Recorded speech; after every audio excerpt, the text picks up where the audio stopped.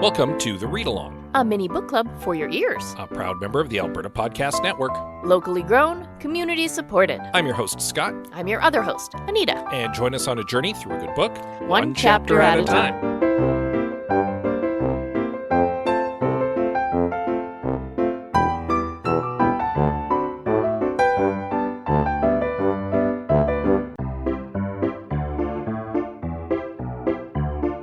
The Well-Endowed Podcast explores the impact of passionate people who are working to make Edmonton a strong, vibrant city to live in. The Edmonton Community Foundation helps people create endowment funds by acting as a bridge between donors and charities to create a strong, vibrant community for generations to come. The podcast tells the stories of how those endowments intersect with the community. You can check it out right now and subscribe at thewellendowedpodcast.com.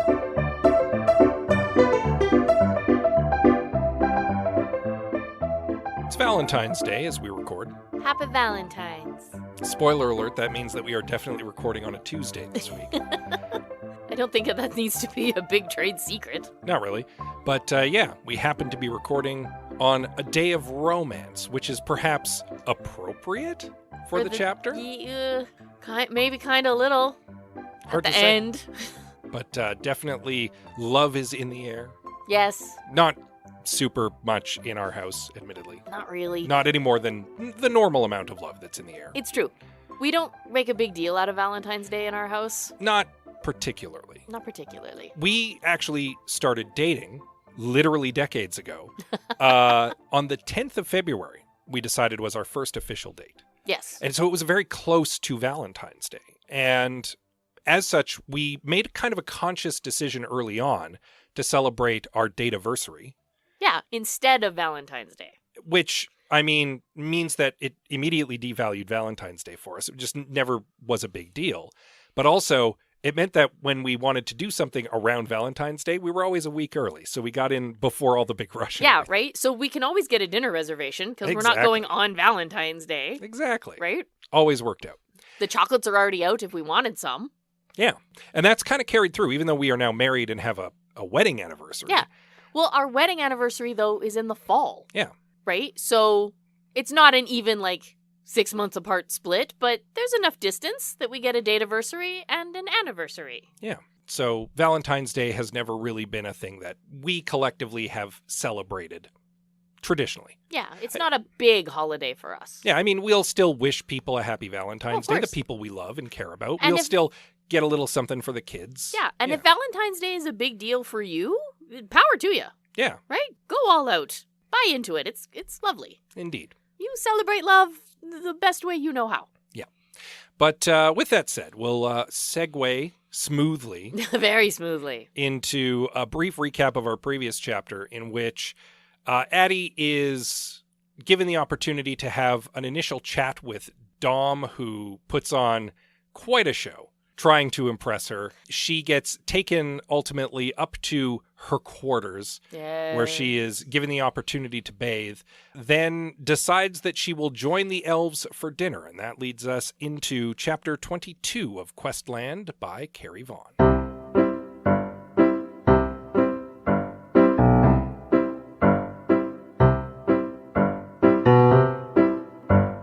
So Addie begins by getting changed.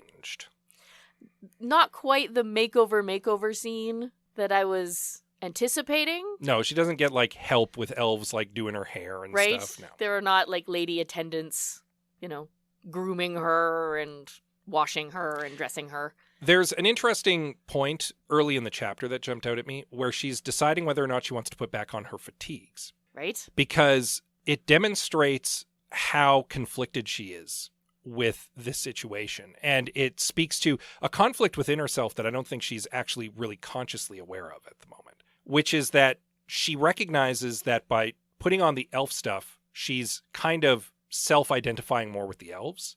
But there's a part of her which is I should put on the fatigues because that's me. Yeah. It's I'm not of this island, yeah. Right? Not even in the I don't work here way. Mm-hmm. I can see where she's conflicted. Yeah. I think is what I'm trying to get at. She wants so badly for this to be real and to be part of this and for this to be a real life fantasy for her to indulge in. And at the same time, she knows why she's there. Yeah. She knows what she's supposed to be doing. And again, there's also that little pang of conflicted emotion when she's like, the fatigues kind of identify me as part of the mercenary team. Am I part of the mercenary team? Are those my people? Or are these my people? It's a conflict that she's been dealing with for a lot of this book so far. Oh, yeah. Ultimately, the thing that tips her over is the fact that the fatigues are grungy and dirty and haven't been cleaned. Let's be honest. Would you want to put on the same underwear that you've been wearing for 3 days? No. So she goes with the elven dress. Though she goes out of her way to pick the simplest thing that they had available for her. This is the running theme for the first half of this chapter. You can actually watch her willpower dwindle as the chapter goes on, right? Which is a documented real thing. Like, you only have a finite amount of willpower, and as things chip away at it, it gets harder and harder and harder to say no to something that you want, right? So you can tell she doesn't want to, but she doesn't not want to. But she doesn't not want to. Yeah. So her compromise is that she'll pick the least lavish dress, right? The simplest one, but it's clean. Right? I think that's how she's justifying it in her mind. It absolutely is how she's justifying it. We don't get that inner monologue, but you can tell it's like, okay, well, I just want to wear something clean and pretty. This is the least, like, garish one. We'll do that. She doesn't have to go to dinner, right? She could have dinner in her room alone and not partake with these people, but she goes. She does. She doesn't have to go to dinner, but she does. And that is where she goes next. She makes her way down to dinner where the elves have all assembled. She gets her first glimpse of the entire design team. Yeah. Dom, of course, has his position as kind of Lord of the Elves. She notes most of the other design team members also have elven ears. Like surgical elven ears. Makes a mental note that they could also cosplay as Vulcans that way. So, and thinks that's a very logical thing to have done. I mean, if those are your crossover fandoms. And is invited to join them. And victuals begin to get circulated around. It's all very elven food. Yeah, it's all like finger food. And it's like bread and honey and olives, and it's all kind of decadent. Oh, yeah, and right? And mead is served to drink, so very sweet. This is Nita's running theme through the chapter. The number of times I screamed at her in my head, "Girlfriend, no! No!" I mean, you've been screaming that at her for about 3 chapters now. It gets louder. It gets so much louder in this chapter. Addie begins to drink heavily. Girlfriend, no! She has like 2 or 3 glasses of mead right off the go to kind of settle her nerves. On the one hand, this makes her more pliable. But on the other hand, it also makes her more confrontational. And it makes for an awkward dinner because on the one hand, she is very much the guest of honor. Dom makes it very clear she is their guest of honor. The elves are treating her with a certain level of reverence, though she gets the some of them don't like that impression that some of them aren't so happy with it, and some of them maybe are a little disappointed with her because she's been built up. Yeah, and by then Dom this is as his great lost Lenore. Well, he's been touting her as she exists in his mind, yeah. right? This fantasy Addie, and then they get the real Addie, and she's not the same. She's like drunk and belligerent. I wouldn't say belligerent. She is a little because she is confrontational at dinner because a little bit. I mean, she sees the cracks in the facade and she's trying to talk some sense into these people and failing miserably because she's gotten herself inebriated. Well, it's not that she wants to talk sense. It's that she's asking questions. Pointed questions that clearly some of these people have not asked themselves. Yeah. Or that they just don't like. Oh, definitely some of them don't like. Dom actually opens with a toast to, like, the superiority of his little elven nation, which she finds very off-putting. I would have as well. And essentially is kind of like declaring preemptive victory in whatever his scheme is here. Well, he's got his trophy now, so clearly... He's got his trophy, and he's also got his island. So as far as he's concerned, he's won. I don't think he has his island yet. No. He is assuming he has his island. Yes. And Addie, like, does ask some, as we said, pointed questions here. Things like, how can this be sustainable? You're on a closed environment. Eventually, you're going to run out of food. Eventually, you're going to run out of plastic to print stuff with your 3D printers. Right? Like you can't plant an olive grove. No. Or maybe you can, but you can't plant one sizable enough. No. So, like, what happens when you run out of olives? Yeah. Like what happens when you run out of resources? You are not entirely self-sustaining. And Dom kind of waves that off, like, once we've settled this business with who owns the island, we'll establish some trade. And she's like, number 1, weird. Number 2, Harris Lang owns the island, and Dom just brushes it off as like, well, finders, keepers, losers, weepers, basically. I believe what he says is possession is 9/10 of the law. To which she replies, I don't think that that'll hold up in court. He just brushes it off as like, we've got lawyers on the island and they would disagree with you. Oh, it's all bad. It's all bad. It's pretty bad. It's really bad. I mean, we'll get there, but Dom's plan is bad. Yeah. Because his plan is, let's take the island, then figure out the rest. That's kind of his plan. That's a terrible plan. Yeah. Because it's not a plan. She also kind of calls out this plan as like, what, you put up the shield and then you question mark, and then you take over the world? Phase 3 prophet? Like, what? You're not Elrond in this version of the story. You realize that, right? Like, you're basically Saruman. Yeah.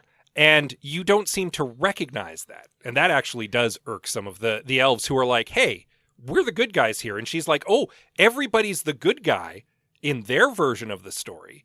But, and she doesn't say this out loud, 10 people are dead. Yes. From your plan. Right? Which I guarantee the rest of the elves don't know at this time. No, and I doubt Dom is going to tell anybody. No, he is not. He didn't care all that much when he found out. No, he did not. Right? So, major flaw in plan. Huge flaw in plan. Also, he doesn't have the buy-in from the rest of the people on the island. And that's also a huge problem. Yep. Tess and Arthur are not on board. Nope. And unless they're on board, unless everyone on that island is unified on this plan, there is no chance of success. Agreed. Even if Dom is able to, and this is getting a little ahead of ourselves, take full control of the island, if Arthur and Tess aren't on board, his plan will fail. Yes, because 2/3 of the island is against him. Exactly right. Let alone the outside world. Yeah, those other 2/3 aren't even aligned with each other. No. Right? They're just against him. And Arthur... So, like, everybody's warring with each other. How do you expect to take over the whole island? Yeah. And take it back from Harris Lang? And then you have to deal with reality on top of that. Yeah. So even his fantasy world isn't all on board, let alone aligned against the real world. Right? We're so far away from Theme Park 101 right now. We are into, like, delusions of grandeur. Unfortunately, though, Addie's not in a position to articulate all of this. Because she's been drinking the mead. Girlfriend, no! Yeah. She also asks, rather pointedly, who made this feast? Like, who cleans up? I never really thought about it at the time, but, like, where are all the servants in Rivendell? Yeah, who does the dishes in Rivendell? And it's Larilyn who actually is like, well, we all take turns. And she's like, oh, does that include Dom? Does he take a turn? And there's like an uncomfortable silence. And she's like, that's what I thought. Aha. Yeah. Okay. We're all equals here. It's just some of us are a little more equal than others. Yes. Yeah. But this leads nicely into something I want to talk about Addie. Mm-hmm. I think that all of the cracks in the facade that she's been seeing this whole time, this whole book, I think that's going to be her escape. Because right now, Dom has her in a fantasy trap. Kinda, yeah. It's something I've noticed. Though she even calls it out in this chapter as a reproduction of a surface level understanding of the source material. Oh, yes. Oh, no. We've covered that for sure, and it is absolutely in play. But she that's not her exact words, but she basically calls it out as that in this chapter. Yeah, and something else I've noticed through this chapter, every time she tries to point out reality, they turn up the fantasy. Oh, yeah. Right? They go for this magical walk. She's got this beautiful gown. Oh, and Dom is showing her... beautiful fairy lights over the water. Yeah, Dom is showing her all the things that she would want. He lured her in with unicorns. Yep. He gives her tea. She even lamented back in the human realm, oh, I wish that there were fairies. And Arthur was like, that's on the to-do list. What does Dom have ready for her? Fairies. Yep, right? Every time she points out reality, they turn up the fantasy. However, Dom can only offer her so much fantasy. Yep. He has to deal with reality, right? Rivendell needs to have toilets. Which is actually an underscored point later in this chapter. Yeah. Because she has to go to the bathroom at one point. Right? Like, someone has to do the dishes. Someone needs to take out the garbage. Oh, and Torres and his team are a big dose of reality that are probably on their way. I have a suspicion of why the anti-ring didn't work, actually. Okay. We'll get there. Hold on. We'll get there. But I think that at some point, Addie's not going to be able to ignore the cracks anymore. And I think, if you'll pardon me mixing all my metaphors together, I think that's going to be her safety net. I think that's her way out. Kinda, to yeah. just acknowledge, look, we still have to deal with all of this reality. This fantasy isn't going to save me because we can't deny reality. Yeah, that's okay. This is something I wanted to talk about a little later, so we're going to put a pin in this. Okay. Dessert gets passed around. Addie has more to drink and indulges a little bit in dessert. And Girlfriend, then no! the elves clear the plates. Addie offers to help and is politely rebuffed. And Dom takes her by the arm and leads her back up to her chamber. Magical walk, fairy lights, They do have the beautiful magical scenes. walk with the fairy lights. And they have an opportunity to have a little bit more talk here. In fact, they almost start talking over one another. Yeah. And Dom finally is just like, Harris Lang sent you here on purpose, didn't he? And Addie's like, yeah. Yes, he did. He did. He knew that I might be the one person who could talk to you. And Dom kind of implies like, yeah, it's a little too late for talk. Yeah. Yeah. Ed even says like when Arthur met me for the first time, he was like, the first thing you should do is go talk to Dom. And he's like, yeah, Arthur's still Harris's guy though. So like that wasn't going to work out. This all loops back into like Dominic's terrible plan though. Yeah. And Dom also kind of more succinctly lays out his motivation here, which lines up with what we had kind of sussed out last chapter. Yeah. In that he feels betrayed. It's turned him against Harris. He did turn on the shield. He does have a One Ring. Tess was pretty convinced that nobody had made one, but Dom does have one, and he's practically showing it off to Addie. Yep. And she's like, well, then why haven't you taken over the island? And he lets slip something very important here. Mm-hmm. I don't have the password to Tor Camelot. Yep. And Addie realizes in that moment, oh, Arthur blabbed that to us like a day and a half ago. Yeah. So she has the password.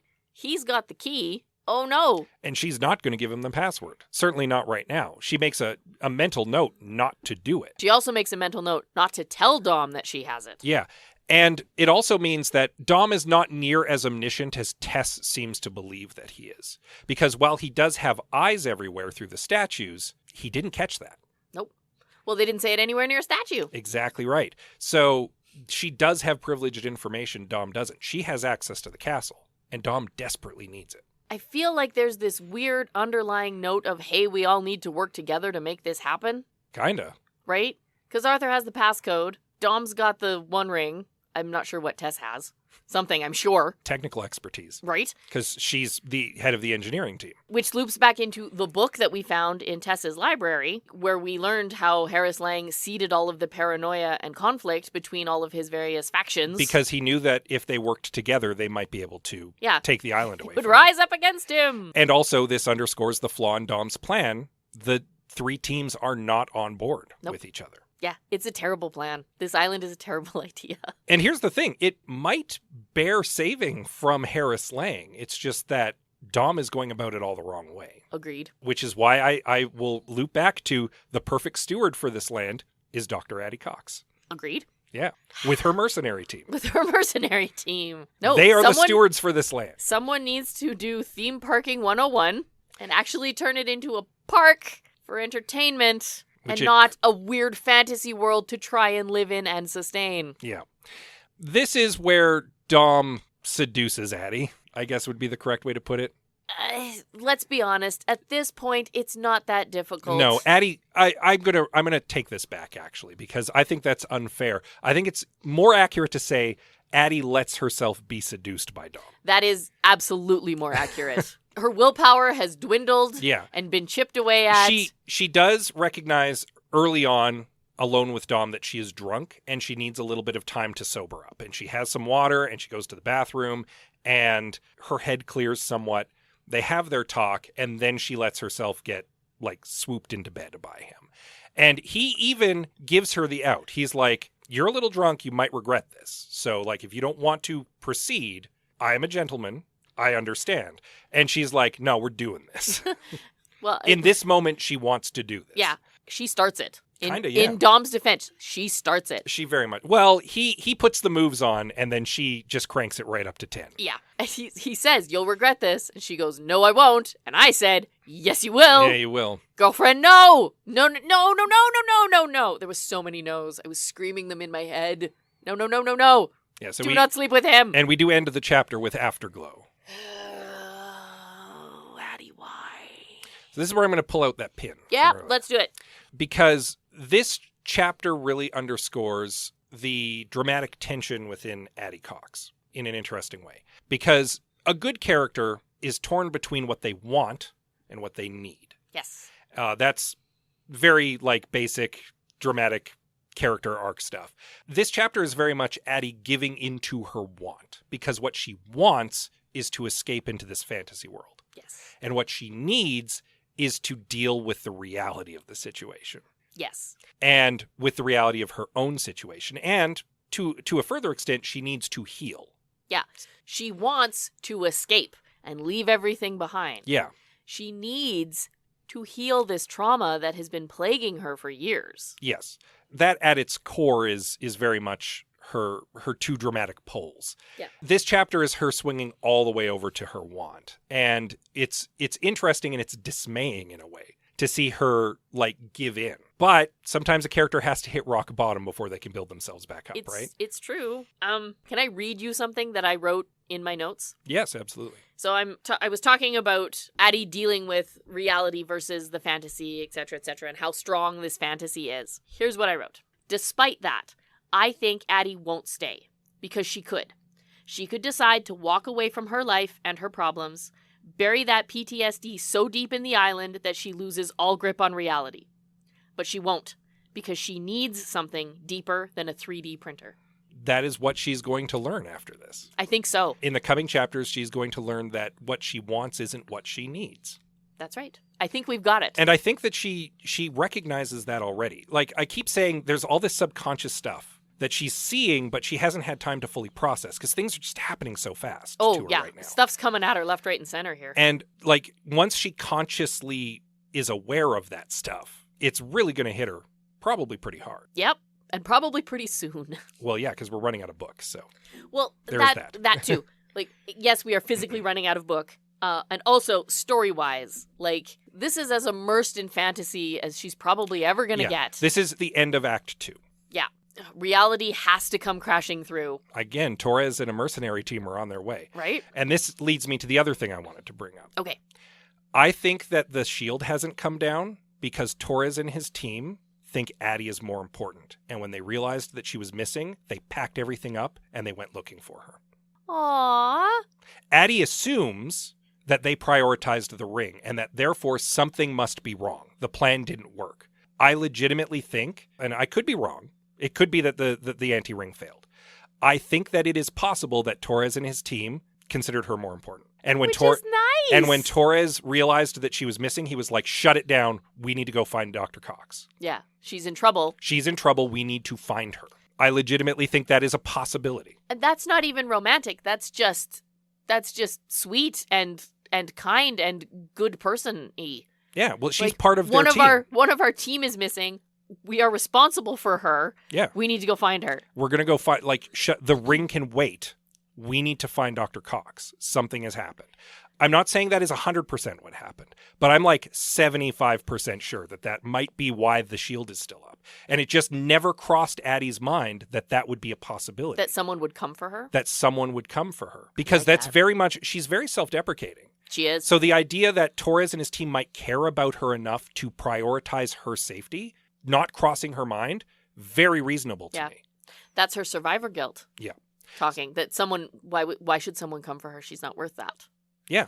But she is. But she is and to Torres and his team. And maybe they are. And that is, again, I'm not 100% certain, but I'm like 75% of the way there. That Torres and his team dropped everything and came running to find her. Here's my wild speculation now that you've said that. Mm-hmm. They don't need an anti-ring. Because Dom has one. Because Dom has one. So if Addie can get the ring from Dom, she has the ring, she has the code. All they need is Addie. And she has another ring she could exchange for the one ring. Because she found another ring. Because she found the other ring. Oh my God. And Dom is currently asleep in her bed. Just saying. Oh man. She could do a swapperoo and swap the one ring for the ring that she found at the Eldritch Shrine. She could. Oh, that's crazy. Just saying. It'd be a huge betrayal of Dom. It would be. And it's not that he has it coming, but it would be the right thing to do. Yes. Will she do it? Who knows? I don't know. We'll have to wait and see. We might be way off base. This might be. This is very irresponsible speculation. We're very good at irresponsible speculation around here. But that is something to consider as we look at reading chapter 23, which you're going to want to do in time for next week. In the meantime, wherever you happen to live, hopefully there is someone covering all that hyper-local news that you want and need throughout your day. And certainly right here in Edmonton, there is an organization that has come together to provide all of that like really locally focused news and information that you're looking for. That is Taproot Edmonton. This episode of The Read Along is brought to you by Taproot Edmonton. Want to start your day informed? Check out The Pulse, Taproot's daily news briefing. The Pulse tells you what you need to know about Edmonton every weekday morning. You'll get short, informative updates about what's happening at City Hall, plus coverage of business, tech, food, the arts, and more. You'll also get a little bit of whimsy from features such as A Moment in History and the weekly podcast pick. And it's free! Sign up today at taprootedmonton.ca/pulse. Taproot Edmonton. Woo! Longtime supporter of the Alberta Podcast Network. You can learn more about them and all the other sponsors right now at albertapodcastnetwork.com. That's also where you can find a full listing of all of the member podcasts. So many podcasts. Once you find another one that you like, you can probably download it on your podcatcher of choice. Please do. That's likely where you're catching this pod. Seems right. So you could give us a little rating and review. That helps us out. Please. Yeah, you can also reach out to us on social media. Absolutely. We are on Twitter, Instagram, Facebook, and Goodreads. We are at The Read Along on most of those. Indeed. You can also send us an email. Absolutely. We are thereadalong@gmail.com. And with that said, as always, we love you very much. Not just because it's Valentine's Day, but just in general. And we'll see you next time. This is the weirdest healing journey I've ever been on.